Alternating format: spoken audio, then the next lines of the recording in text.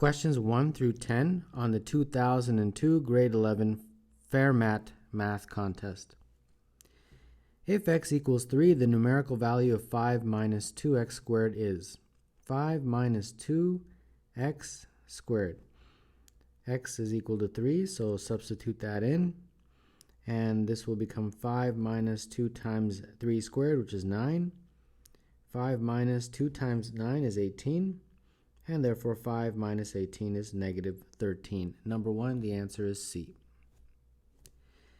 3 to the power of 3 plus 3 all over 2 to the power of 2 plus 2.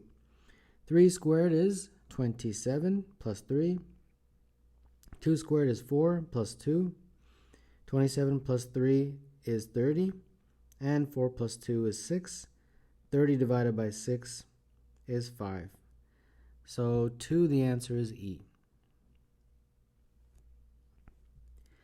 If it is now 9:04 a.m. in 56 hours, the time will be 56 hours.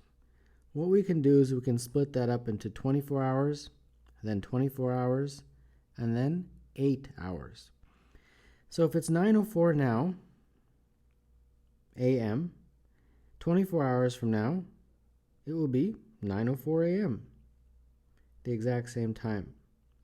And then another 24 hours goes by, and again, it's 9:04 a.m. And then finally, the last 8 hours. 9 plus 8 is 17, 17:04. And this is sometimes referred to as Army time. But if you convert this to AM PM, this is 5:04 p.m. Number 3, the answer is B. Which one of the following statements is not true? 25 is a perfect square. Well, 5 squared is 25, so that's true. 31 is a prime number. Yes, 31 is a prime number. 3 is the smallest prime number. The smallest prime number is 2. So that is the statement that's not true. So that's the answer to this question. 8 is a perfect cube because it's 2 to the power of 3. And 15 is a product of 2 prime numbers. Yes, 3 is prime, 5 is prime, and if you multiply them, you get 15. So the answer to number 4 is C. A rectangular picture of Pierre de Fermat. Fermat is most likely the correct pronunciation of this mathematician's last name, since he was from France. And he is the person that this math contest is named after. He was born in 1607 and he died in 1665. He was famous for many contributions to mathematics, including analytic geometry, calculus, number theory, probability, and he was the man who created Fermat's last theorem.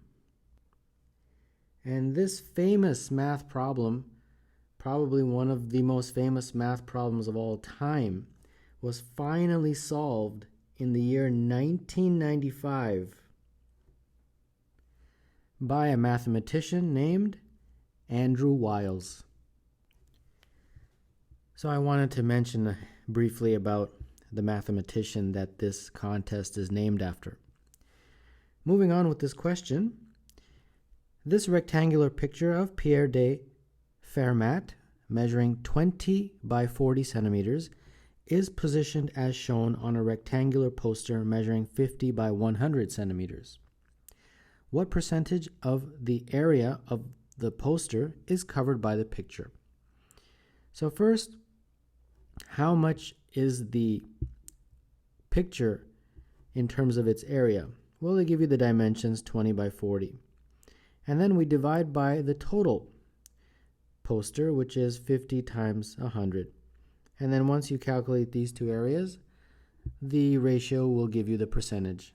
So to make the math easy, we just chop off some zeros there, that will make it 8 over 5 times 10, which is 50.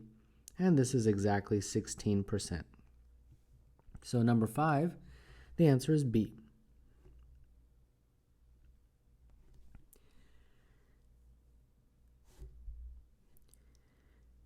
Gisa is taller than Henry, but shorter than Justina. Ivan is taller than Katie, but shorter than Gisa. The tallest of these 5 people is. So we'll represent G for Gisa, and she is taller than Henry. And then she is shorter than Justina. And then moving on, we have Ivan, who is taller than Katie, but is shorter than Gisa. The tallest of these 5 people is. Okay, so we have to take these 4 and put them in one row if we can. So let's see, where can we start? I'll start with this one here. J is greater than G, and then G is greater than H. So it kind of fits in one line there. And then G is also greater than I, so we're kind of stuck there. We don't know which is greater, H or I, so I'll just put them one on top of the other. And then finally, I is greater than K, so like this. So that means J is the greatest, then followed by G, and then H and I we don't know, but K is the smallest. And they want the tallest. Okay, so the tallest, according to our equalities there, is J. So J is who? Justina. So number 6 is D. A rectangle is divided into 4 smaller rectangles. The areas of these 3 rectangles are 6, 15, and 25. The area of the shaded region is. So what we can do is start putting in what most likely are the side values. So this is 6, right? So it's a rectangle, so I'm going to put 2 and 3 as its side lengths. Next, let's look at 15. 15, if this is 3, then this has to be 3. So something times 3 is equal to 15, that's 5. This is 25. Well, if that's 5 up there, this is 5 down here. Something times 5 is equal to 25. Well, that obviously has to be 5. And therefore this side is 5. And this side is 2. So everything matches, and now we just have to figure out the area of the shaded region. It's a rectangle, length times width, 2 times 5, and therefore the answer is 10. So this question number 7, the answer is E. In the diagram, A, B, C, D, and D, E, F, G are squares with equal side lengths, and angle DCE is 70. The value of Y is. So they tell us that DCE is equal to 70, right there. So DCE in our diagram is where? It's right here. So that's 70. Now I want you to notice that this is going to be an isosceles triangle, the one in the middle. Why? Because this side is a square, and that side is the side of a square also. And they've told you that the squares have equal side lengths. So therefore, this is isosceles, and if so, this angle is also 70. And then that angle, as you know, is going to be 180 minus 70 minus 70, because the sum has to be 180. So 180 minus 140 is 40. So that angle in there is 40. And therefore, since this is a square, these are right angles, and we know the whole, all the way around, the angles will equal 360. So that means we've got 40 plus 2 right angles, 90 plus 90 plus y is equal to 360. So solving, we get 360 minus 180 and 40, so 220. And therefore y is 140. So number 8, the answer is E. The numbers 1 through 20 are written on 20 golf balls, with one number on each golf ball. The golf balls are placed in a box and one ball is drawn at random. If the ball is equally likely to be drawn, what is the probability that the number on the golf ball is a multiple of 3? So here are all the numbers, and each of these represents a golf ball, right? And so on. And you're going to take one ball out at random.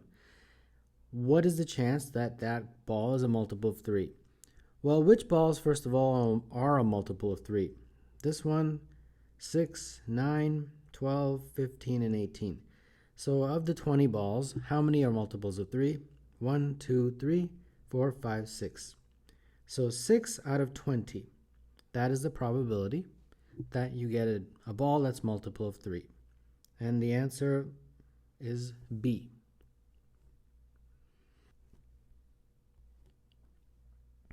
ABCD is a square with AB equal to x plus 16 and BC is 3x, as shown. The perimeter of ABCD is. So since it's a square, both of these sides are the same. They even show you that with those symbols. So therefore x plus 16 is equal to 3x. And therefore we can now solve. 16 will be 2x, and therefore x is equal to 8. Now, the perimeter, of course, is 4 times the length of each side. Now, the side is 3x. It's also x plus 16. So to get the length of the side, we have to substitute x equals 8 into one of these. Either one would be fine. I'll put it into 3x. So that would mean that side is equal to 24. So therefore the perimeter is 4 times the side, which is 24. And therefore 4 times 24, of course, is 96. So the perimeter of the square is 96, and number 10 is therefore C.